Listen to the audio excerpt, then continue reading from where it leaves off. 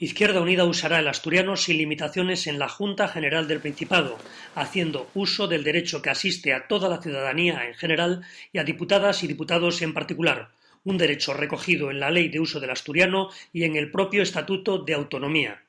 La diputada de Izquierda Unida, Concha Masa, rechaza cualquier prohibición y anuncia que su grupo no cejará ni en la defensa del asturiano ni en su utilización dentro y fuera de la Junta. A partir de las declaraciones que ha habido estos días por parte de la portavoz del PP, ya se observa que todavía hay incluso grupos parlamentarios que no solamente no son partidarios de